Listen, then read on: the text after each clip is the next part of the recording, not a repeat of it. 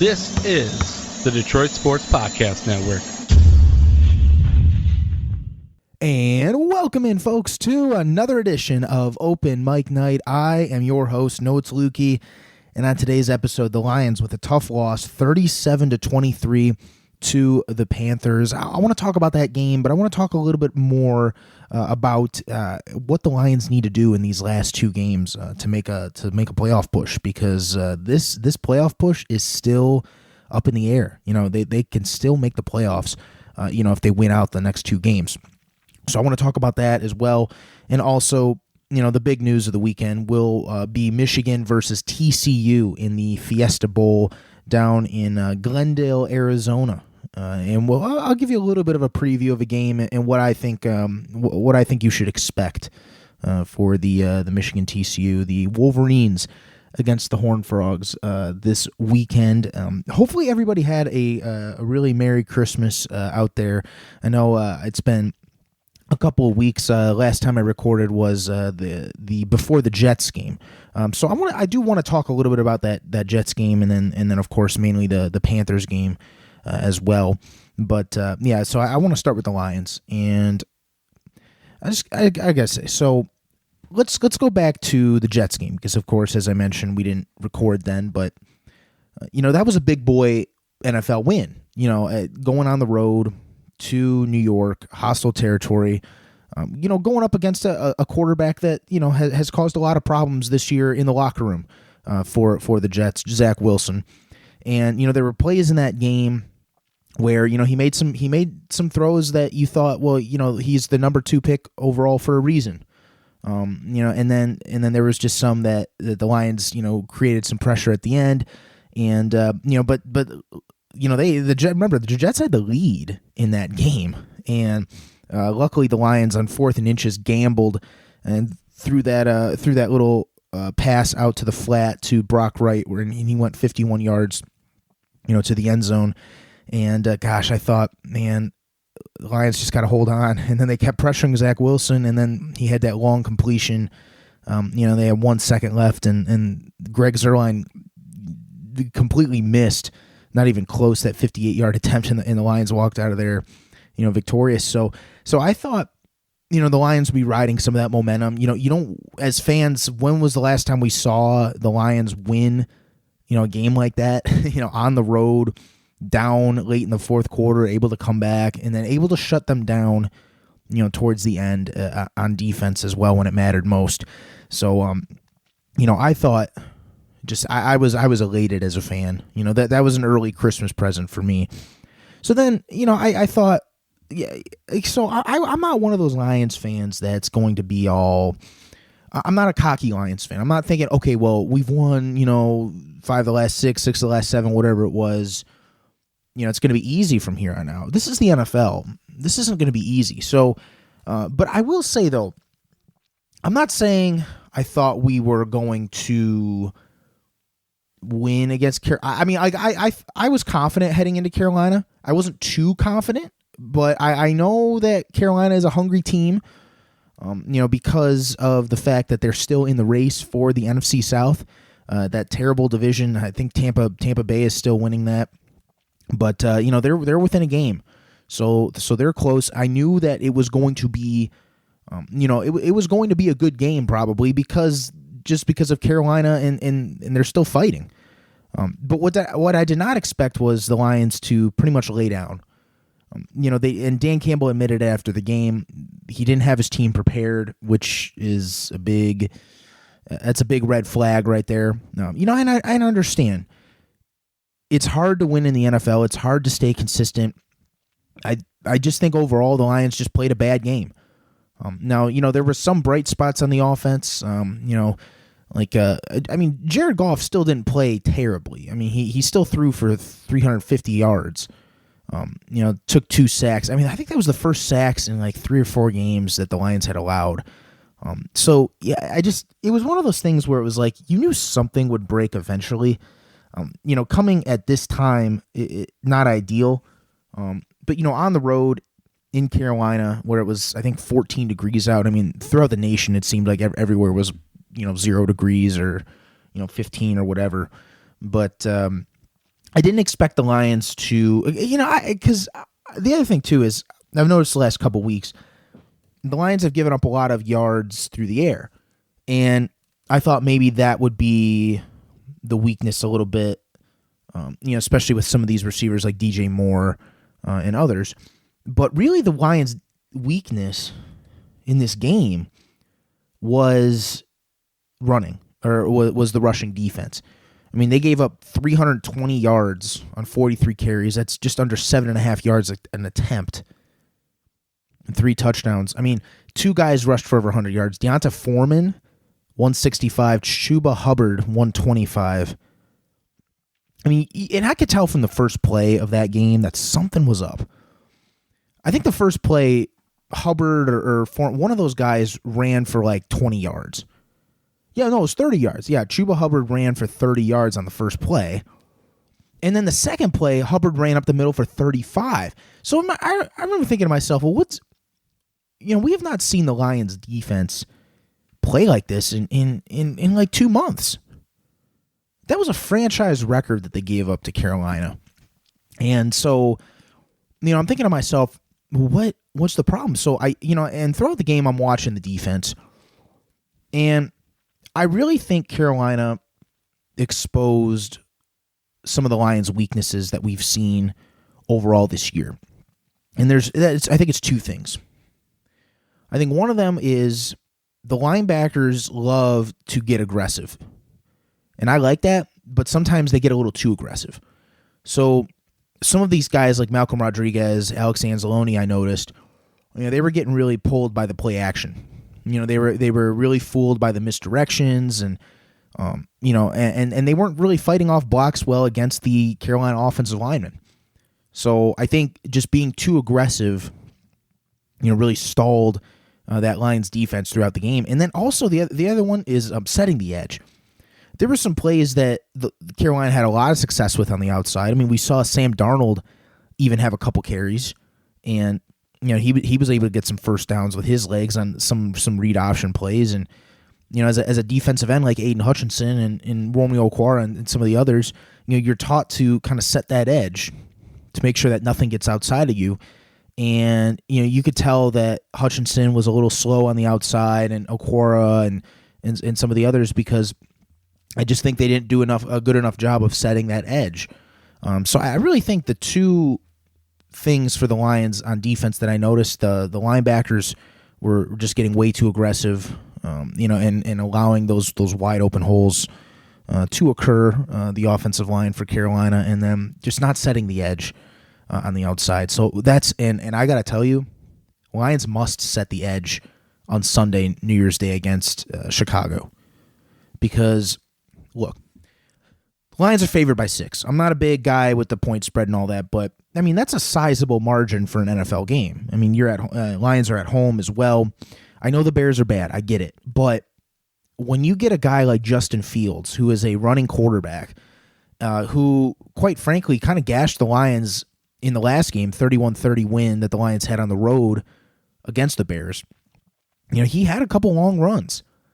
And part of that is just guys not setting the edge, and the Lions not countering with the speed that they need on defense to contain a guy like him. Aaron Glenn, this is a redemption game for Aaron Glenn and the defense.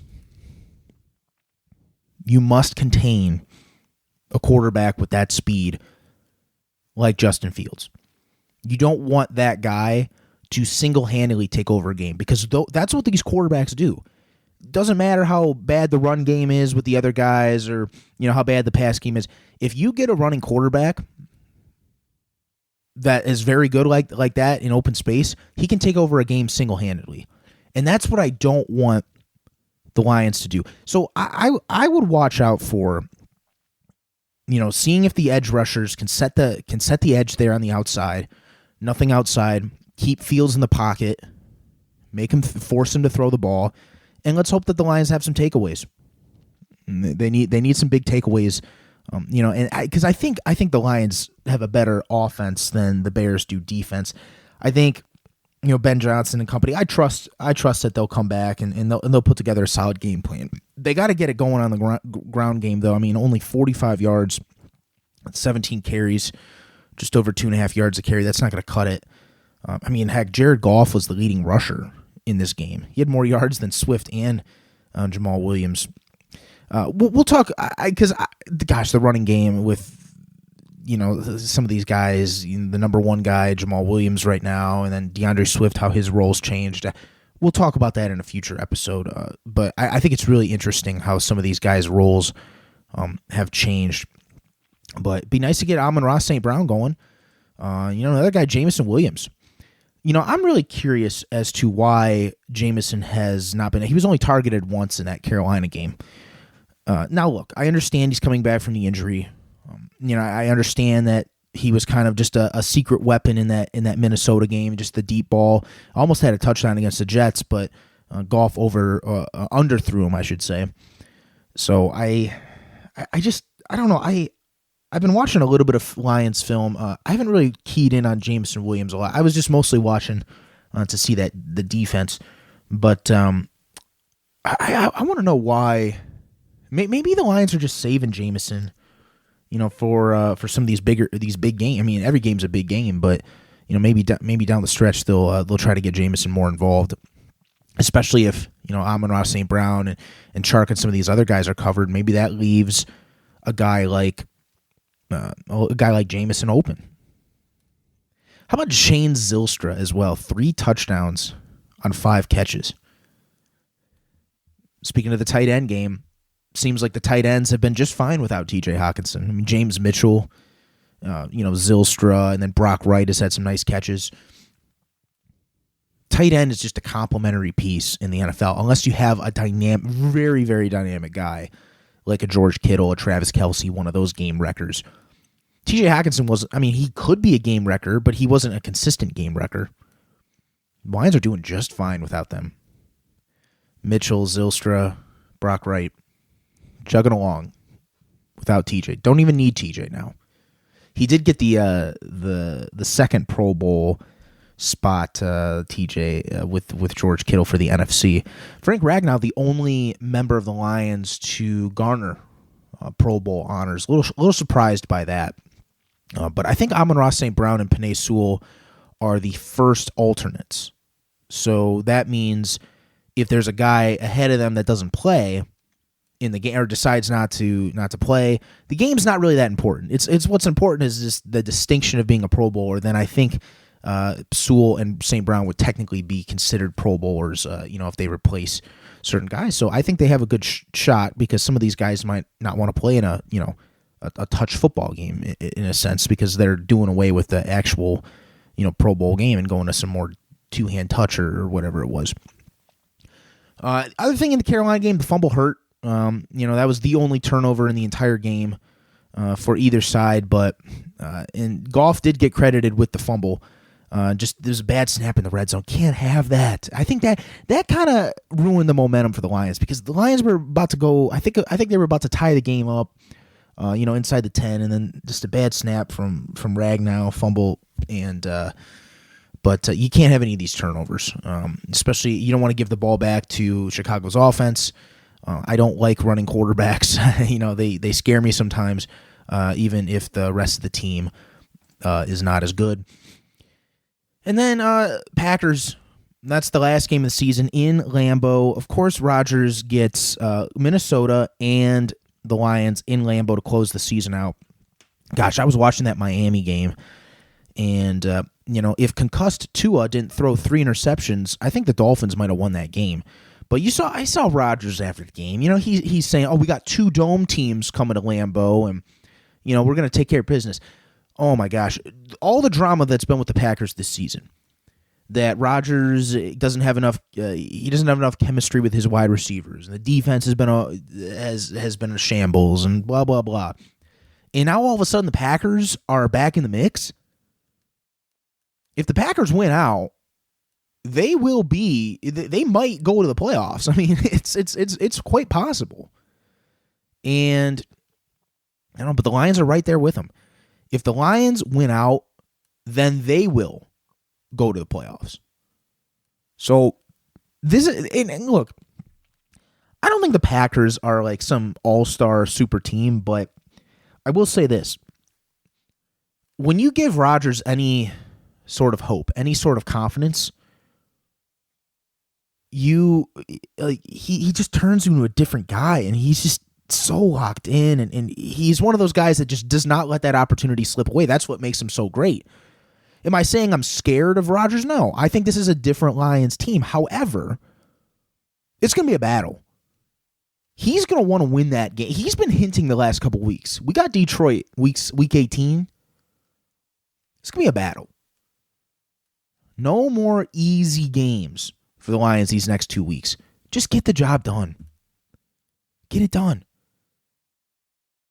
Starting out 1-6, they have an opportunity to do something that very few teams in the National Football League have ever done before. There has been only one team in NFL history that has started 1-6 and still made the playoffs. That was the 1970 Cincinnati Bengals. That's it. If the Lions make the playoffs, I still think Dan Campbell's coach of the year. After a 1-6 start, something turned around. Not as aggressive as he used to be, but a controlled aggression, if you will. I mean, okay, I'm looking at the NFC standings right now for playoffs. Okay, so Philly's got the 1 seed. It's going to be interesting, though, if they can hold that, because Jalen Hurts, I don't know how long he's going to be out with this shoulder injury. So, they're 13-2. Minnesota, of course, they have a lot to play for. Already locked up the division, but, maybe trying to gun for that 1 seed if Philly falls off. 12-3. They are going to have to travel to Lambeau. 3 seeds so far. How about San Francisco? Gosh, are they a well-coached team? 11-4, and they have not had Jimmy Garoppolo. They've been starting Brock Purdy the last couple weeks. And then you get the 4th seed Tampa Bay, sitting at 7-8 right now. 5 seed would go to Dallas at 12-4. 6 seed Giants, 8-6-1, and the 7th seed Washington at 7-7-1. So that's gonna be interesting how it plays out. I mean, I think the 6 and 7 seed, is still open.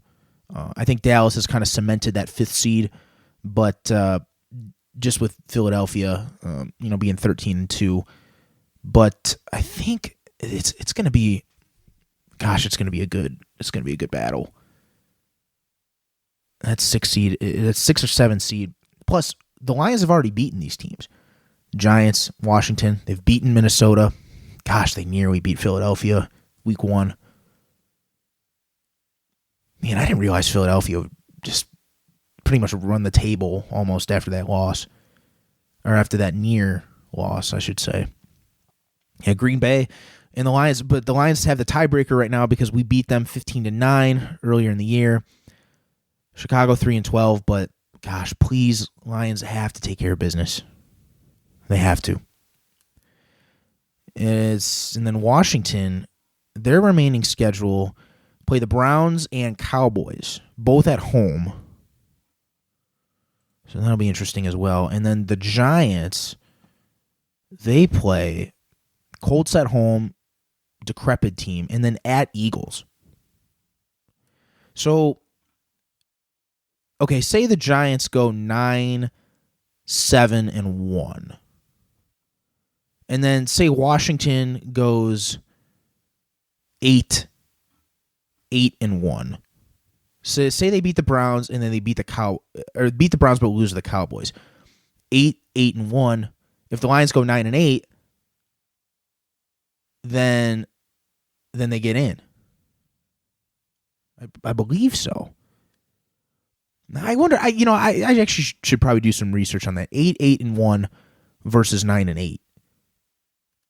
They're gonna have. I mean, definitely the Lions need some help, no question about it. But it's not like they need 6-7 teams to do this and that. I mean, really, it's just between New York and Washington.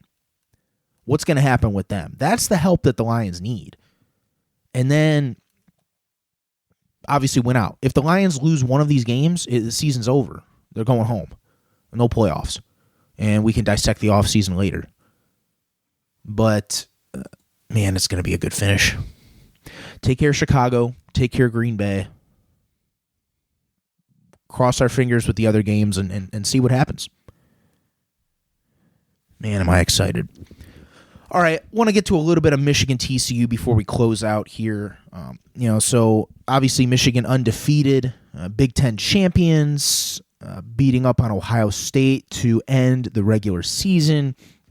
And TCU, a little bit of a miracle story with Sonny Dykes as head coach. Learned this week that his father, Spike Dykes, was the former head coach at Texas Tech in the 90s. I believe he was the one who may have recruited Wes Welker, maybe, to Texas Tech. Could have been at the end of his time. I think 99 was his last season there. So he could have been, like, his staff might have been the ones that recruited Wes Welker. Don't quote me on that, though. But anyways, so TCU, miracle story. Max Duggan, one of the Heisman finalists, quarterback. We'll get to him in a moment. But see, the one thing I'm worried about with Michigan, do I think they're going to win this game? Yes, I really do. Spread right now, 7.5. Michigan is favored by. But this is what kind of gets me a little bit worried. No Blake Corum. He's out for the rest of the season with this knee injury. So Donovan Edwards, as backup, he's going to be the one that has to step up for Corum. Now, he's done it the last 2 games. The only thing I'm worried about is just how long can that be sustained? Can Edwards still be that monster running back that he was against Ohio State and Purdue in place of a top 10 Heisman finalist in Corum? I just hope that Edwards can keep it going. I think the offensive line can manhandle TCU. It's an improved TCU defense, don't get me wrong, but I think the story of TCU and really this game is how Michigan is going to handle TCU's diverse offense. They're a big play machine. Duggan is the nation's best quarterback on plays over 20-plus yards. He's completed 50% of his passes on balls that travel 20 or more yards. A lot of skill receivers too. Quentin Johnson, this is a guy that is going to be a first-round pick in the NFL draft. Darius Davis, Kendre Miller. So I don't think Michigan has really had to go against an offense like this. I mean, maybe you could say Ohio State kind of like that. But see, the difference between Ohio State and TCU in terms of their offense. So CJ Stroud seems to back down under pressure. This Max Duggan kid, he doesn't back down at all. He is not afraid of the pressure of a game or physical pressure from, the defenders on the outside when he's getting hit. He's not afraid of any of that. He's a true gamer and a guy that TCU will rally around. So my whole thing is, can Michigan break Duggan in this TCU offense? They're not going to quit. And you Michigan fans out there that think this is going to be some cakewalk, I don't think that's going to happen. I think this is going to be a close game. Now, I understand overall, in the 16 college football playoff semifinal games since 2014, there's only been 3 that have ever been decided by single digits. 9 of those 16 games decided by 20 or more points. So history favors Michigan. But I don't know, this Duggan scares me a little bit.